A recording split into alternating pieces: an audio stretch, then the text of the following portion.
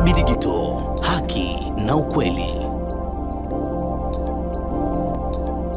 Je, unahitaji taarifa kamili na uchambuzi wa ndani zaidi? Jiunge sasa katika grupu letu la WhatsApp kwa malipo nafuu kabisa. Utapata uchambuzi wa kila siku, mchana na jioni, update za dunia kwa haraka zaidi, fursa ya kumuuliza maswali Rahby papo hapo na kupata majibu ya haraka zaidi kutoka kwake. Usikose nafasi hii adhimu. Jiunge sasa na uwe mbele ya taarifa kuliko wengine. Tupigie kwa simu namba 0654467177 au tuandikie ujumbe ni unge na Rahby. Tutakuunga moja kwa moja.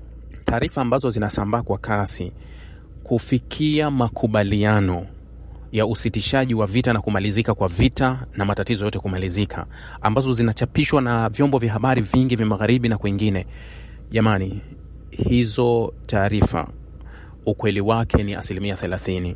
Yani 70%, ninachokusudia kusema kuwa ukweli, yani mazungumzo yapo na yanaendelea.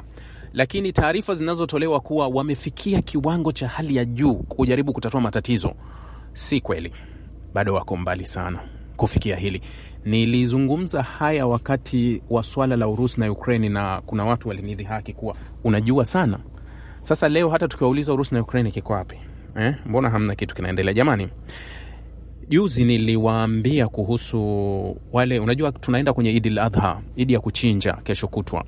Sasa niliwaambia wale wanahitaji mbuzi waende wasiliane na ile namba niliwapa ya bwana mdogo Monzer. Wanakuwa hapo Kigamboni na pale Jangwani.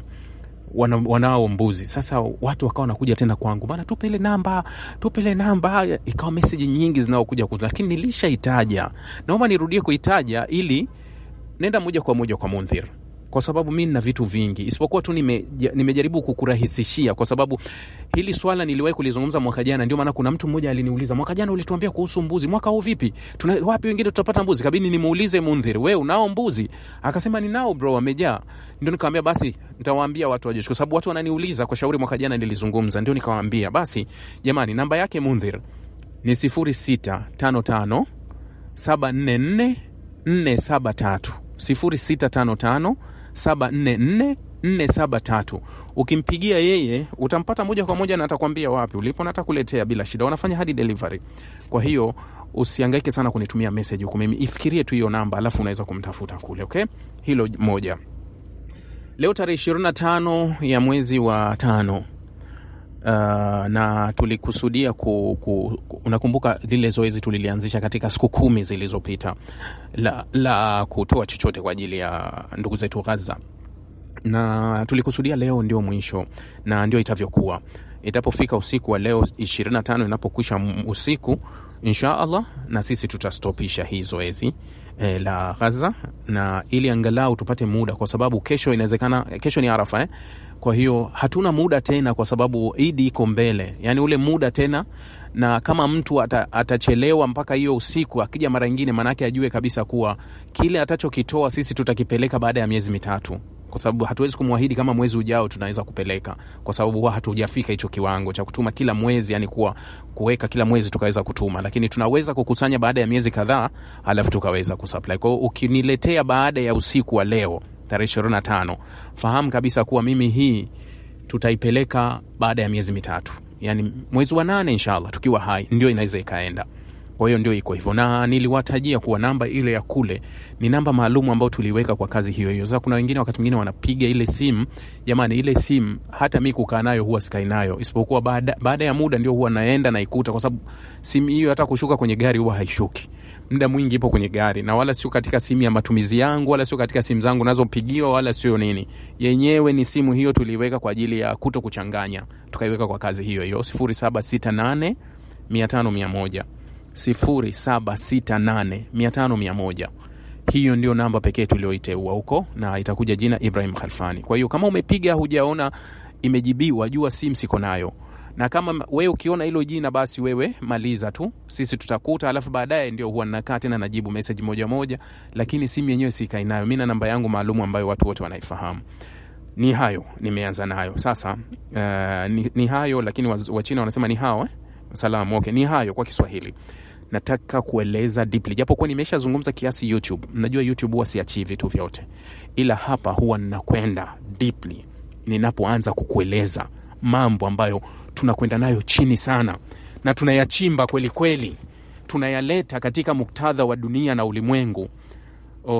Mzee wangu mzee Zaharani yupo kule Oman, yeye ananiambia, mwanangu ni mtu mzima sana, najua tupo naye kwenye magrupu, mara nyingi ananiambia, kijana wangu umeniathiri akili yangu, muda wote nikitoka YouTube na kuja huku, nikitoka huku. Sasa siku moja ananiambia, sasa nataka ili ukiweka tu nijue, nataka nifanyeje? Ikabidi nimuelekeze, bwana, YouTube unaweka notification, kale kakengele unakaweka kanakuwa wazi. Kile kikengele kikikaa wazi, mimi nikiweka chochote wewe utakipata muda huo. Anasema umeniathiri akili yangu. Najua nimeshakutana na hizo kesi nyingi za watu kufanya hivyo, lakini sio vibaya, kwa sababu hatupo kwenye majungu, kwenye kufanya nini. Tunazungumza tu uhalisia wa mambo yalivyo na yale yanayoendelea duniani, ndio tunayoyajadili. Sasa tujadili hiki kilichotajwa na Trump, kama ikiwa itakuwa tutafika hivi. Vyombo kadhaa vya Israel jana viliandika kuwa simu waliozungumza Donald Trump na Netanyahu, Trump alimwambia Netanyahu kuwa hakuna makubaliano ya mwisho tutakayofikia bila kukamilisha swala la nyuklia. Yani anamwambia kuwa, yani saini ya mwisho ambayo tutasaini na Irani itakuwa hivi: Irani hatokuwa na silaha za nyuklia, hatobaki na urani yake, hatokuwa na vinu vya urutubishaji wa nyuklia, itakuwa zero. Ndio alichomwambia, na ndicho ambacho Netanyahu amezungumza na vyombo vya habari vya Israeli, akisema kuwa hilo ndio aliloahidiwa na Donald Trump, kuwa ikiwa watafika kwenye makubaliano basi watafika kwenye hilo. Ukiangalia nadharia ya mazungumzo au ukiangalia nadharia ya taarifa zilizoandikwa, kuna mtego mmoja ambao dunia imeangukia sana. Naona kuna wakati huwa ninasema hebu niliache kwanza ili sitaki kuliongea, lakini taarifa ambazo zinakuja sio sahihi zinakuwa nyingi sana mfululizo. Yani unaona kabisa hii taarifa imeandikwa sio kweli. Sasa ninakuwa na kazi moja tu, kutumiwa message na kwamba hii ni kweli sio kweli, hii ni kweli sio kweli, hii ni kweli sio kweli. Yani ninakuwa na kazi. Sasa mwisho yote huwa ninaamua kuwa mbona hii taarifa inatembea sana. Ndio maana huwa wakati mwingine ninatoka hata dakika 10-12 YouTube najibu kile ambacho naambia, ili kuweka tu mambo yakae sawa, kwa sababu nawezekana mimi nikawa naongea, mfano naweza nikakupa mifano mingi sana kwenye kuzungumza leo, dakika 20-25 naongea na wewe hapa, nakupa vitu vya deeply kuonyesha kabisa kuwa iko hivi, lakini wewe unakuja unaletewa andiko moja tu, mtu kajiandikia tu kakaa kule, Irani yasalimisha urani zake, unatoka kwenye hesabu na unarudi huku unaanza kuniambia sasa hii itakuwaje? Mbona mimi nimeongea na wewe dakika 25? Yani mbona nimeongea dakika 25 kwa mifano, sio tu kuwa nimezungumza, nimekupa mifano na kukuonyesha ushahidi kuwa hii hapa haiwezekani kwa sababu kuna hii hapa, hii hapa haiwezekani kwa sababu kuna hili hapa haliwezekani. Lakini mtu anakuja anakupa andiko moja tu, na wewe unatoka kwenye mstari, na wewe unacheza kwenye ile wimbo wake au mdundo wake anaocheza, na wewe unacheza huko. Sasa kumekuwa na progress really, iko wazi. Hata baadhi ya vyombo vya habari vya Irani vimeandika kuwa kuna maendeleo kadhaa yameonyesha katika makubaliano, lakini si katika kile kinachotajwa. Ukisikiliza vyombo vya habari vya upande wa pili, mfano vya Marekani au vya upande wa magharibi, vinachoandika ni kitu tofauti. Yani wao wanachoandika kuwa makubaliano yamefikiwa na vita imekwisha. Irani amekubali kusalimu amri, Irani amekubali kuwa hatakuwa na nyuklia, Irani amekubali kuwa atatoa nyuklia zake azipeleke Marekani, Irani amekubali kuwa hatakuwa na uhusiano na washirika wake, Irani amekubali kuwa ataifungua Hormuz. Ndio wanachokuandikia. Yani wanachokuandikia kukuvuruga, kukutoa kwenye reli, wanakuandikia kukuvuruga, kukupeleka kwenye njia ambazo wanazozitaka wao, kuwa wewe uamini hiki kitu. Nimeishaizungumza muda mrefu kwenu. Hii ni sehemu ya vita ya propaganda ambayo inatumika zaidi kwenye vyombo vya habari, na silaha kubwa kabisa ambayo hivi sasa duniani inatumika ni silaha ya media. Hii ni silaha ambayo mara zote ninawaambia ndio silaha kubwa zaidi. Inawezekana kuwa vita ya vitendo. Mfano leo hii tuna karibu vita ilisimama kati ya siku ngapi? 40 na ilisimama katika siku 40 na kitu, lakini naweza nikakwambia kuwa tuko kwenye ceasefire ya muda sasa hivi. Tuko kwenye ceasefire ya muda kwa sababu leo vita imefika siku 80. Sawa? Leo vita imefika siku 81 toka kama ilivyoanza yani. Lakini karibu nusu ya muda, kuna nusu ya muda ulikuwa kwenye vita, lakini nusu ya muda imekuwa hakuna ile official war, yani ile vita ya moja kwa moja. Lakini katika kipindi ambacho hakuna vita ya moja kwa moja, kuna vita ya vyombo vya habari. Yani kuna vita kubwa inacheza ya propaganda ya vyombo vya habari. Nani anazungumza nini kwa wakati gani? Anapeleka kipi kwa watu wake? Nani analisha kipi kwa watu wake? Kwa hiyo kipindi ambacho watu wanatumia nafasi kuhakikisha kila mmoja anajiweka kwenye nafasi nzuri ya kuona kuwa mimi nimeshinda hii, mimi nime. Kuna kitu kimoja ambacho ninakizungumza mara kadhaa. Ukiyasoma maandiko au yanayoandikwa sana kuhusu hili kwa sasa, mengi kati ya hayo ni naweza nikasema ni matamanio. Ni matamanio ambayo labda wanataka yafikiwe. Mfano kile kinachoandikwa kuwa Irani ataachia nyuklia, Irani ataachia nini, vyote vinakuwa yale ni matamanio, sio halisi. Yani sio uhalisia.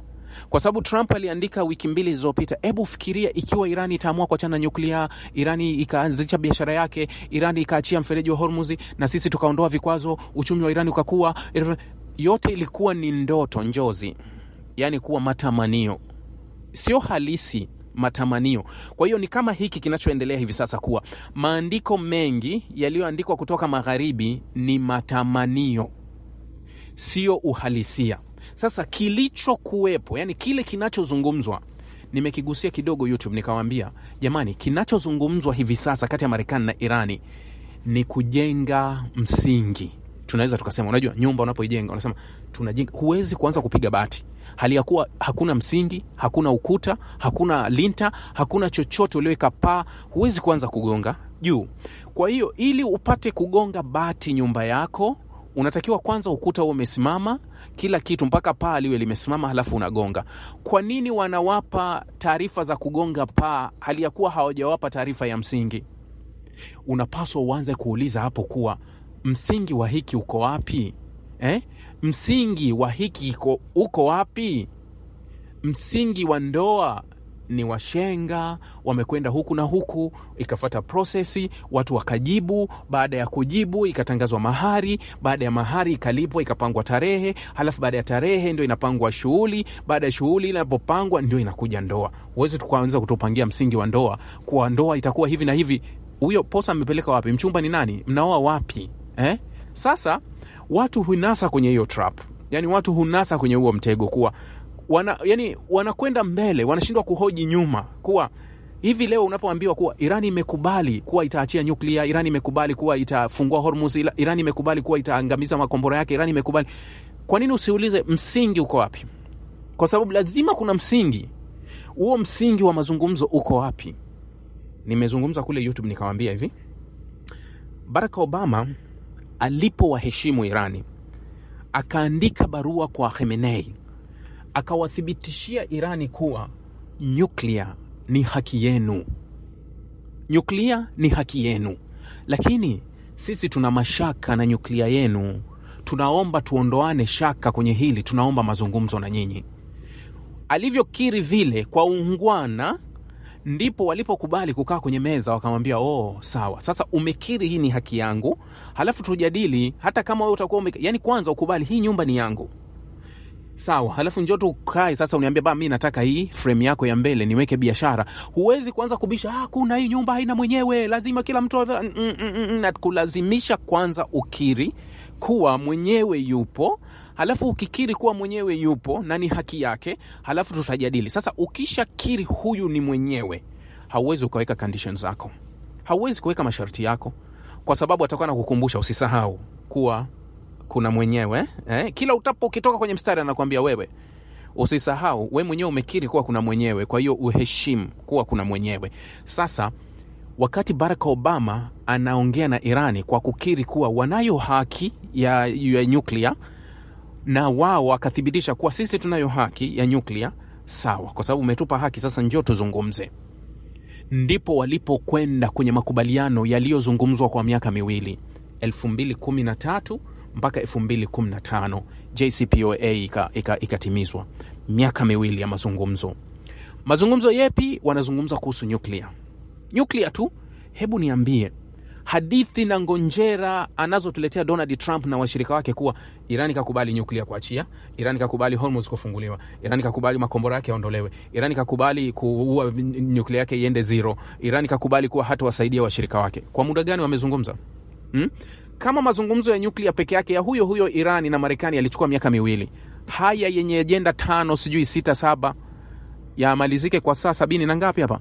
Kwani yalivyofeli kule Pakistan niliwaambia nini? Hamwezi mkamaliza haya matatizo kwa siku moja. Ndani ya saa 21 upate mkataba wa kila kitu. Haiwezekani kupata mkataba. Kwa hiyo ukiangalia, ukienda kwenye uhalisia, ile reality, kama kutakuwa na mazungumzo kweli yanayohusu Iran na Marekani, mpaka muda wa Donald Trump utapokwisha 2029 watakuwa hawajafikia yote, watakuwa hawajakamilisha. Kama kutatua, wanaweza kuwa wametatua mawili kati ya yote. Wanatatua lipi kati ya yote?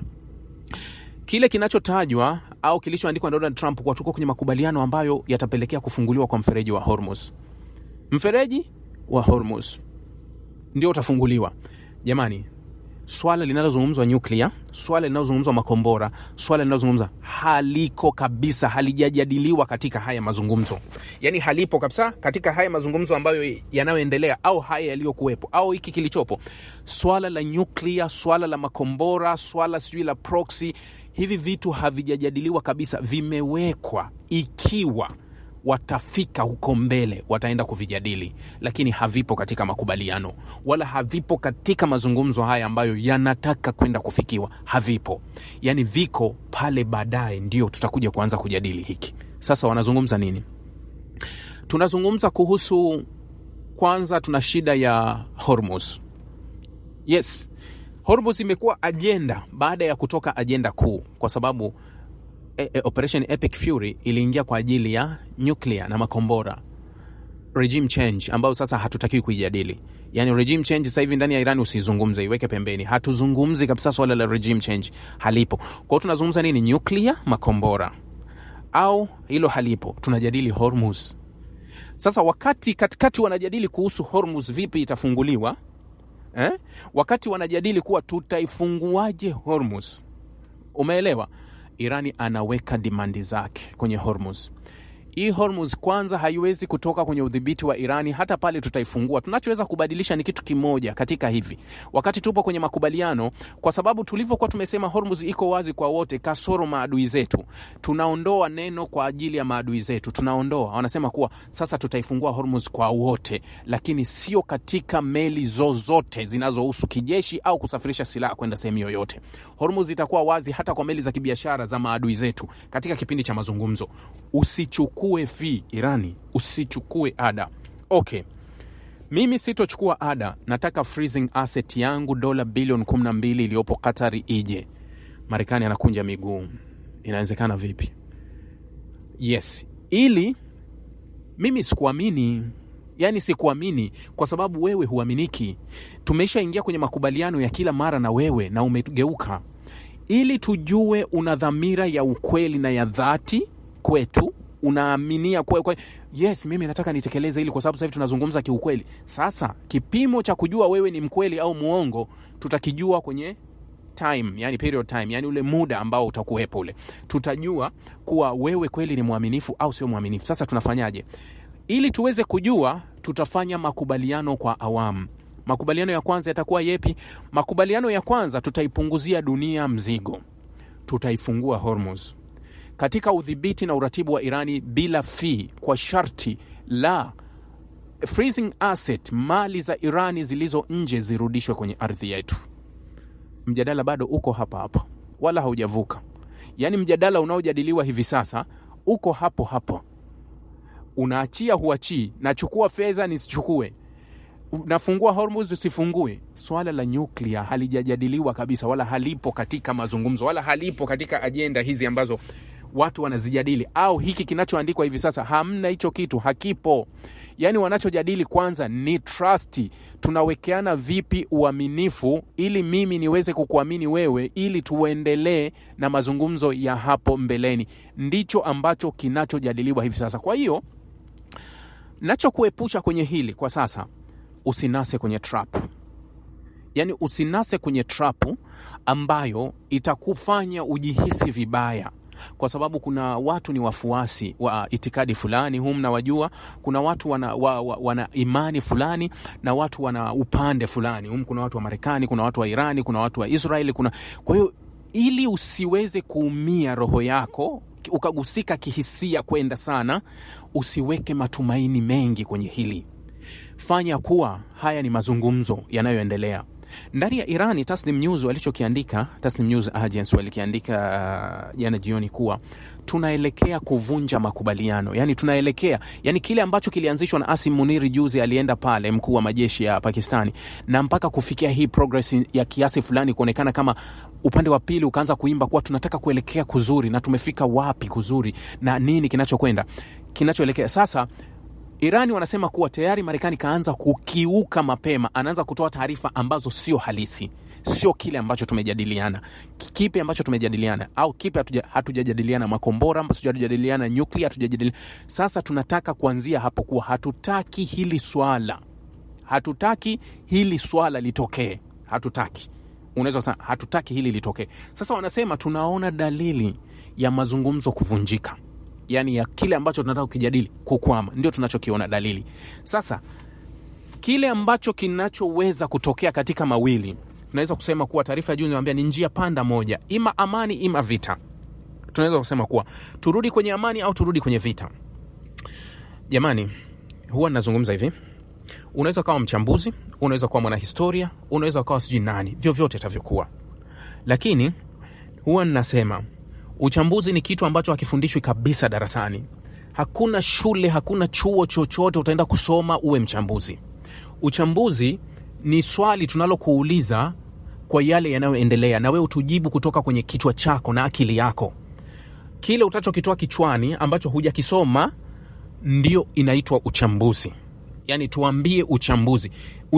Yani wewe tuchambulie. Sasa kwa uchambuzi kwangu mimi, haya mazungumzo na hiki ambacho tunaripotiwa ni hatua za awali kabisa za kujenga uaminifu wa pande mbili. Sio mazungumzo, sio kumaliza vita, sio kutatua hili tatizo. Sasa masharti ya pande zote mbili ni magumu. Hata haya ya awali ni magumu. Yani hata kama Marekani na Israel wanasema kuwa makubaliano ya mwisho kabisa yatakuwa kutoa urani. Makubaliano ya mwisho kabisa itakuwa urani na kuharibu uwezo wa nyuklia na kila kitu. Hayo wanasema ni makubaliano ya mwisho kabisa. Haya makubaliano yanaweza yasifikiwe. Na yanaweza yasifike mwisho. Ikawa mwisho wa Trump na mwisho wa Netanyahu ukafika, lakini wanaweza kuwa wasifikie hili swala. Linaweza likawa liko mbali katika kipindi hiki. Sasa nachoweza kuambia jamani, tuwache muda ufanye kazi, lakini nachoweza kukuhakikishia tu mimi kwangu kwa hivi sasa, hatutokuwa na makubaliano ya karibuni yatayomaliza vita. Tunaweza tukaingia kwenye makubaliano ya baadhi ya mambo katika kujaribu kutatua baadhi ya vitu, lakini hatutokuwa na makubaliano kamili ambayo yanakwenda kuimaliza vita kamili, ili tuweze kurudi katika ile nafasi ambayo tulikuwa hapo kabla. Hapatotokea hayo makubaliano ya kumaliza vita katika kipindi hiki.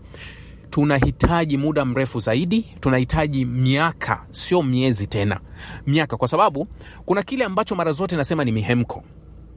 Nililizungumza kabla Trump hajarudi awamu ya pili, alivyokuwa akimponda Joe Biden kwa kusema kuwa ameshindwa kutatua swala dogo kama la vita Urusi na Ukraine, ambayo Trump anasema nina uwezo wa kulitatua ndani ya saa 24.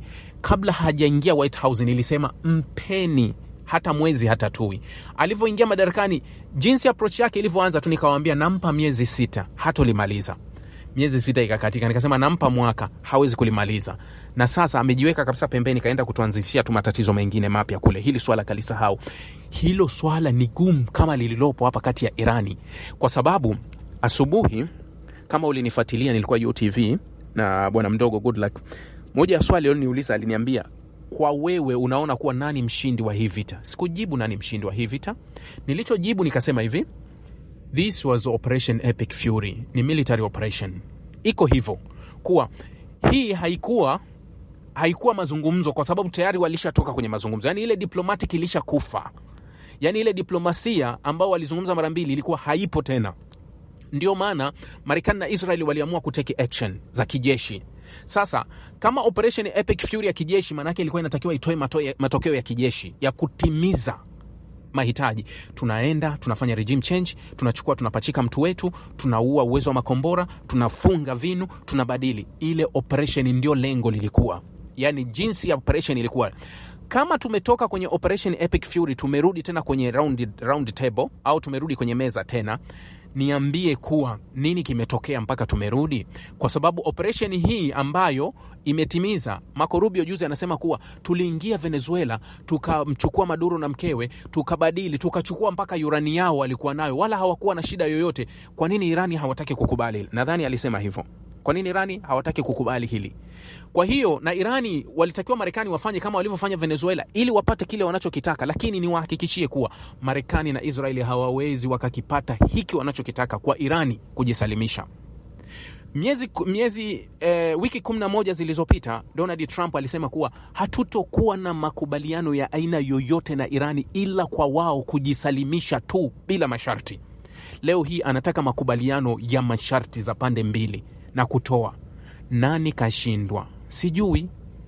Kutoka kuwa wajisalimishe bila masharti mpaka kurudi kuwa okay, hili tunakubaliana, tutakupa hiki na wewe utupe hiki, tutakupa hiki utupe hiki. Nani aliyefeli kwenye hesabu au nani kapoteza mpaka hapa? Nadhani ndio jibu linaweza likaja hivyo, kuwa nani kapoteza kwa wakati huu. Sasa hii ilikuwa ni operation ya kijeshi, haikuwa masuala ya kidiplomasia. Tumerudi kwenye diplomasia baada operation ya kijeshi kufeli. Ndio tumerudi hapa. Kwa hiyo aliyeturudisha hapa ndio atuambie kuwa action yake ya awali ya kwenda kwenye military operation imetoa matokeo gani ambayo yameshindwa kumaliza mpaka tunakuja kurudi kwenye stage ya kwanza tulipoanzia, ambayo tulisema kuwa haifai.